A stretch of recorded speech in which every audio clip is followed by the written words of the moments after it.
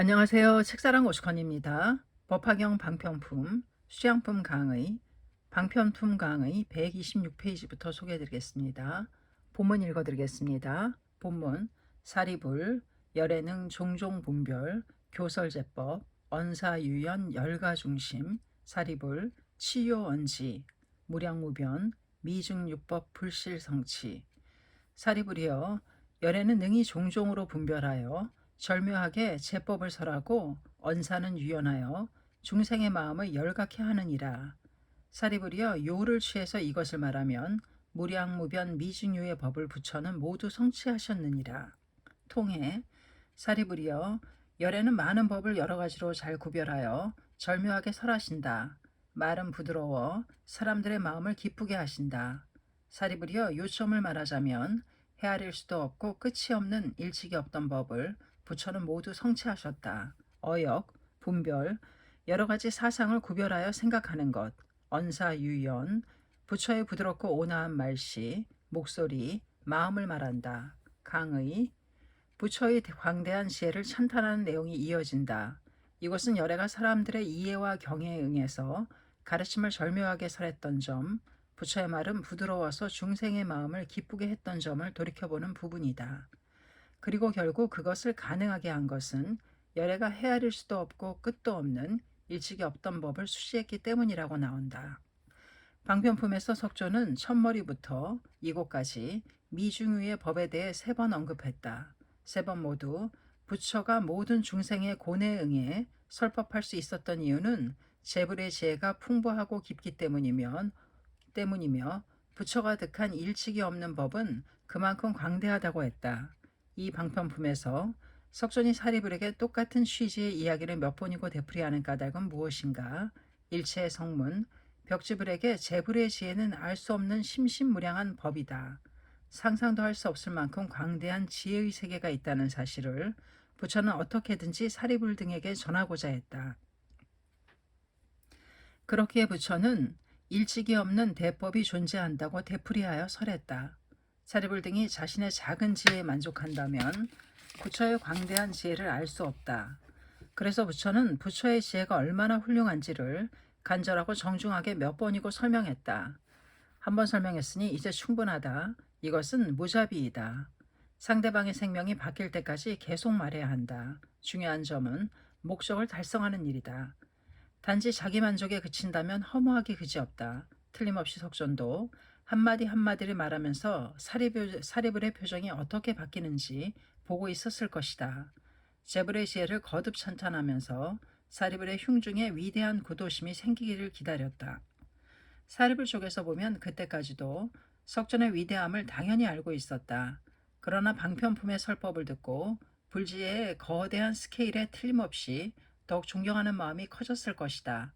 드디어 사리불도 구도심에 불타올랐다.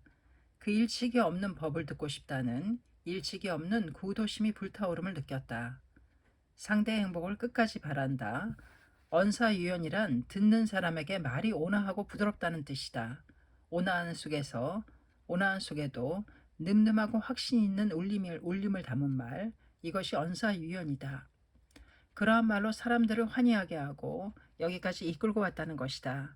이것은 수타이의 가르침에 대해 말한 부분이지만 우리에게도 중요한 점을 가르쳐준다. 유연이란 단지 부드럽다는 뜻만 있는 것은 아니다. 하물며 상대방에게 알랑거리는 단지 듣기에 좋은 말과는 전혀 다르다. 그것은 상대방의 심금을 울리는 말이다. 사람을 감동시키는 말이다. 다시 말해 상대방의 기분을 이해한 말이다. 그리고 누구라도 마음 깊은 곳에서는 진실한 행복을 구하고 있기 때문에 상대방의 행복을 끝까지 바라는 말이야말로 설령 강한 어조라 해도 언사유연이 된다. 대성인이 이렇게 말씀하셨다. 가령 강언일지라도 남을 구하면 싫어 연어이니라. 설령 연어일지라도 남을 손상함은 망어 강언이니라. 당시의 학장 등의 법문은 연어, 실어라고 사람들은 생각하였지만 모두 강언, 망어이니라. 부처의 본의인 법화경에 배반하기 때문이로다. 어서 890쪽. 설령 강한 말일지라도 남을 구하면 진실한 말, 부드러운 말이 된다. 설령 부드러운 말일지라도 남을 손상시키면 거짓말, 강언이다. 사람들은 지금 시대의 학자들이 말하는 법문을 부드러운 말, 진실한 말이라고 생각하지만 모두 강한 말, 거짓된 말이다. 부처의 본의인 법화경을 위배하고 있기 때문이다. 겉으로는 공손한 말일지라도 사람들의 마음을 파괴하는 사악한 말이 있다. 반대로 강한 말일지라도 마음을 따뜻하게 하는 경우도 있다. 중언은 귀에 거슬리고 양약은 입에 쓰다이다. 달콤한 말에는 위험이 있는 법이다. 부드럽게 또 강하게 예의와 성의와 확신으로 말하라.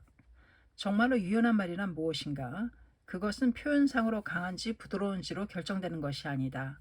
거기에 담긴 내용에 가치가 있느냐 없느냐, 그것을 말하는 사람의 마음에 자애가 있느냐 없느냐로 결정된다. 지금의 사회는 실어가 적은 사회이다. 이해타산을 따지는 말, 남에게 상처 입히는 말, 향락적인 농담뿐일지도 모른다. 마음 깊은 곳에서 나온 상대방의 마음 오조까지 스며드는 진실한 말이 없다. 진실한 말이란 말하는 것과 행동하는 것이 일치하는 말이다.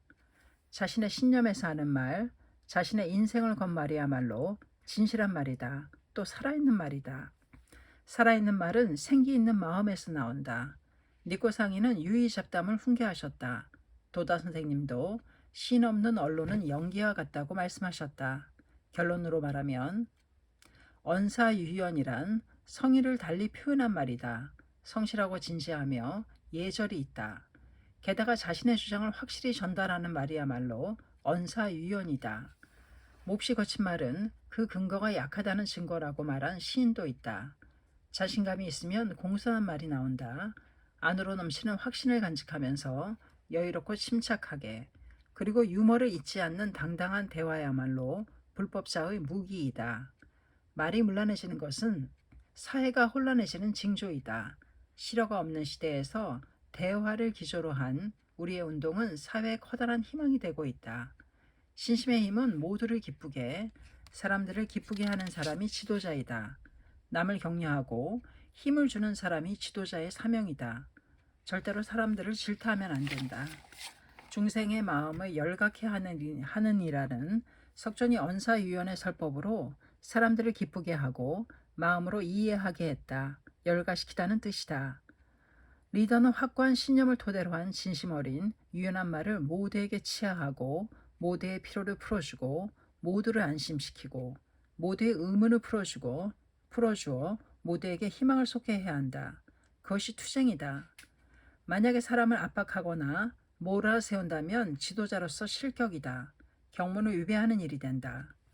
방편품의 이 경문은 일단은 이정경의 설법을 나타내고 있다. 다시 말해 석조는 갖가지 기근과 갖가지 고뇌를 가진 사람들을 눈앞에 두고 각자를 기쁘게 하고 행복으로 이끌기 위해 갖가지 가르침을 설한 것이다. 예를 들면 남의 평가에 사로잡혀 자신감을 상실하는 사람에게는 무소의 뿔처럼 오로지 홀로 가라 라고 가르치고, 한편 자기 혼자의 좁은 생각에 집착하는 사람에게는 좋은 법과 사귀어라, 좋은 법과 친하면 어리석은 사람도 현명한 사람이 된다고 가르쳤다. 또 사람들이 욕망 때문에 괴로워하는 모습을 보고 번뇌를 극복하라라고 가르친 석조는 향락적인 생활을 하는 사람에게는 금욕적인 수행을 나타냈다. 한편 단식 등 극단적인 금욕 수행을 하는 사람에게는 고행을 그만두고 중도를 걸어가라고 타일렀다. 언뜻 모순처럼 보인다. 그러나 상대방에 응해 이렇게 하면 더욱 좋아진다고 가르치고 열가시키면서 항상 향상시킨다는 석존의 마음은 똑같다. 이렇게 설한 수많은 가르침을 정리한 경전이 이정경이다. 그런 다음에 지금 법화경에 이르러서는 상대방이 즉시 아느냐 모르느냐는 별도로 하고 근본적으로 행복해지는 법, 묘법을 설했다. 부처가 수자의로 법을 설했으므로 법을 들어도 처음에는 쉽게 이해할 수 없다. 사실 경문에는 사리불 자신도 모든 사람이 부처가 된다는 방편품의 가르침을 처음 들었을 때는 너무나 믿기 어려워 마가 부처가 되어 내 마음을 내란시키는 것이 아닌가 하고 생각했다. 법화경 153쪽. 나중에 수리하는 장면이 나올 정도이다.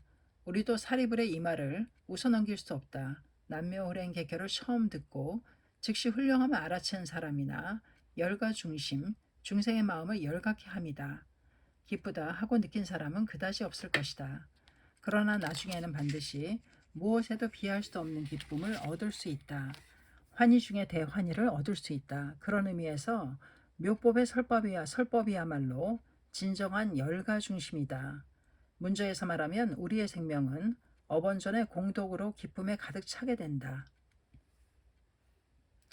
괴로움을 대환희의 인생으로 신심을 해도 현실의 인생에서 괴로운 일, 슬픈 일, 언짢은 일을 피할 수 없다. 그렇지만 번뇌즉보리로 반드시 열가 중심의 경애를 맛볼 수 있는 것이 니치렌 대성인의 불법이다. 신심으로 나아가면 괴로운 인생을 대환희의 인생으로 반드시 바꿀 수 있다. 도다 선생님은 열가 중심에 대해 이렇게 말씀하셨다. 10년 동안 신심을 착실히 하면 그 사람의 생명은 참으로 청정한 생명이 된다. 피부, 눈의 모양새, 동작 하나하나가 모두 유화하고 청정하게, 그러면서 위험 있는 모습을 갖추게 된다.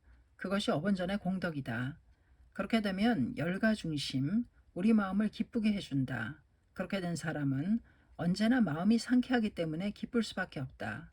기뻐서 언제나 웃음이 있고 언제나 명랑하기 때문에 그 사람이 장사를 하면 번창하게 된다.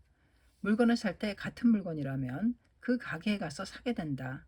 그것이 열가 중심이다. 제목으로 닦은 생명에서 차분히 우러나오는 청정한 기쁨, 말하자면 괴로움마저도 벗으로 삼고 능숙하게 사귀면서 어떠한 상황에서도 즐거움을 찾고 기뻐하는 달인의 경애이다. 대성이는 고랑 함께 아울러 생각하여 남묘호랭 개교라고 부르고 계시라 라고 말씀하셨다. 고랑 함께 아울러 생각하여에 깊은 의미가 있다. 노고가 없으면 인생의 맛도 없다. 사람은 노고에서 배우고 노고에서 양분을 얻고 기쁨의 꽃을 피운다. 괴로움과 기쁨은 표리일체이다. 이 진리에 눈뜨는 곳에 참된 인간의 강함, 인생의 깊이가 있다. 무노 톨스토이도 고뇌와 맞서 계속 투쟁했다. 교회의 건의에 파문당했을 때도 유연하게 내려다보았다. 불타오르는 투쟁의 일념이 있었다. 그런 톨스토이의 결론이 무슨 일이 있어도 기뻐하라는 신조이다. 기뻐하라, 기뻐하라. 인생의 사업, 인생의 사명은 기쁨이다.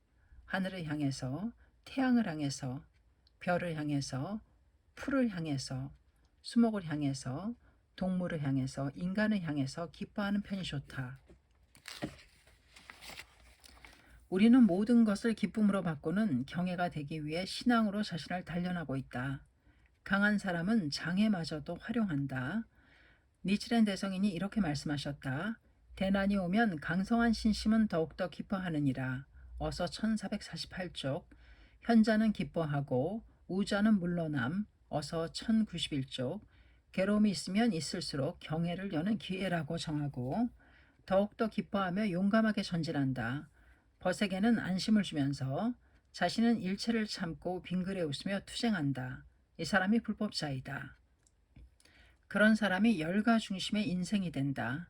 강하게 끝까지 살아가자. 대리석 덩어리는 약자가 걸을 때는 방해가 되지만 강자에게는 인도의 디딤돌이 된다. 칼라일. 강할수록 인생은 즐겁다. 생명력이다. 정신력이다. 그 근본은 실력, 신력, 행력이다. 대성이는 의리주의 비유를 들어 가난한 남자가 가치를 헤아릴 수 없는 보물을 발견한 기쁨을 문저에서 이렇게 말씀하셨다. 처음으로 나의 마음이 본래의 부처라고 아는 것을 즉 대환이라고 이름한다. 소위 남묘호랭개교는 환희 중에 대환희이니라. 어서 788쪽. 처음으로 자기 자신의 생명이 본디 부처라고 깨닫는 것을 대환이라고 한다. 남묘호랭개교라고 부르는 일이야말로 환희 중에 대환희이다. 진정한 행복은 내적인 행복이다. 외면적인 상황에 좌우되지 않는 내적인 경애를 확립해야 한다. 지금 사람들은 찰나의 기쁨을 구하고 외적인 면을 풍요롭게 장식하는 것을 행복이라고 부를지도 모른다.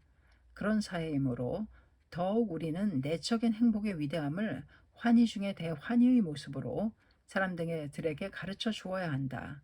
기쁨은 전파된다. 열가 중심의 사람은 사람들도 열가 중심의 사람으로 바꿀 수 있다. 또 사람을 열가 중심 시키려고 노력하는 사람은 자신의 마음도 열가한다.